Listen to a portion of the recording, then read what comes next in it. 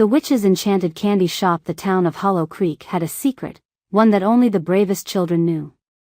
Hidden at the end of an old cobblestone street, behind ivy-covered walls and twisted iron gates, stood a tiny, mysterious shop called Witch's Sweets. It was open only on Halloween night, and those who dared to enter would find candies like no other. Sophie, Max, and their friend Oliver had heard whispers about the shop for years but had never seen it with their own eyes. This Halloween, they decided to find it. Dressed in their costumes, Sophie as a witch, Max as a vampire, and Oliver as a skeleton, they set off after sunset, following the trail of glowing pumpkins that led them down a winding path. At the end of the street, they saw it. The shop was small and dark, with a crooked roof and windows that flickered with an eerie green light. A sign above the door read, "Witch's Sweets, Treats for the Brave." The door creaked as they pushed it open, and the scent of caramel, chocolate, and something strange, a mix of spices and magic, filled the air.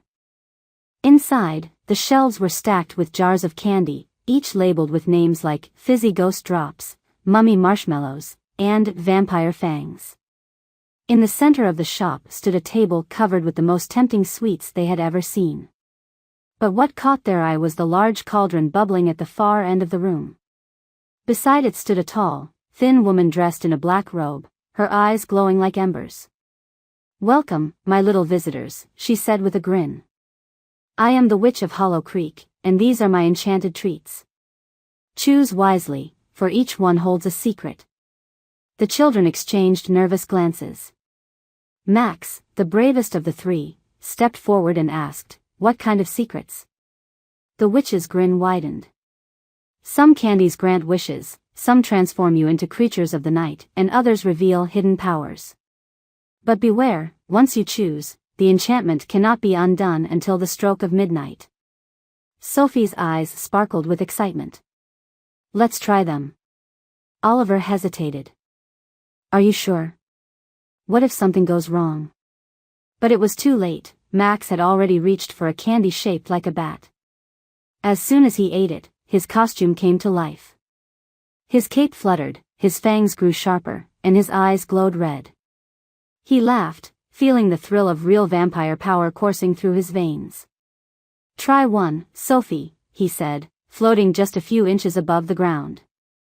Sophie, thrilled, chose a candy shaped like a broomstick. She felt a rush of wind, and suddenly, the broomstick she held in her hand lifted her off the ground. She soared above the shelves, laughing as she zoomed around the shop. Oliver, still unsure, chose the smallest candy, a tiny skull. The moment he swallowed it, his bones started to glow, and he transformed into a real skeleton, his body rattling with each step.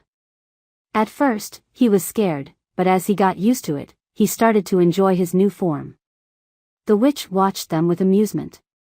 "Enjoy yourselves, little ones, but remember, midnight is the time when magic fades.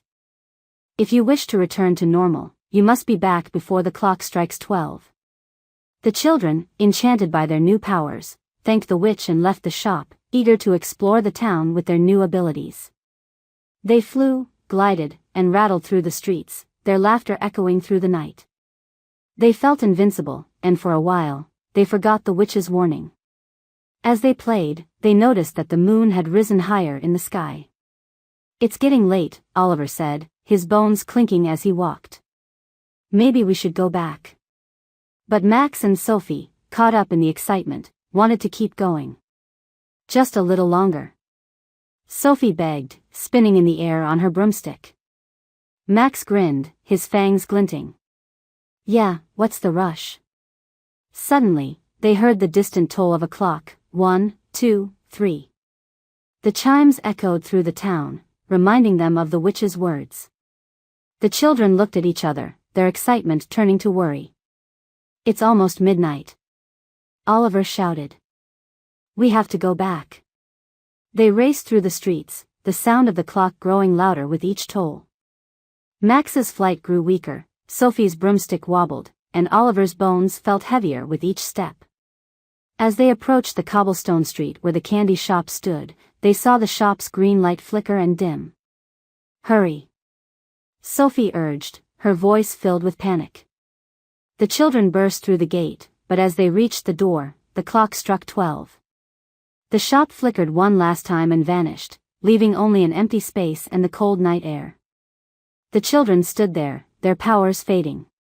Max's cape turned back into fabric, Sophie's broomstick became a simple prop, and Oliver's bones returned to normal. They looked around, confused and disappointed. Where did it go? Max asked, his voice filled with frustration. Sophie sighed. It was magic. We missed our chance. Oliver looked down at his hands, relieved to be back to normal but sad to lose the adventure. I guess it was a one-time thing. Just then, a small silver card fluttered down from the sky and landed at their feet. Sophie picked it up and read, Witch's Sweets, return next Halloween, if you dare. The children smiled, feeling a mixture of relief and excitement. They had experienced the magic of the witch's candy shop, and though they missed their chance to return before midnight, they knew they'd be back next year. As they walked home, they talked about their adventure, already planning what they'd try next Halloween. For now, the mystery of the witch's enchanted candy shop would remain a secret, until the next brave souls came knocking on its door.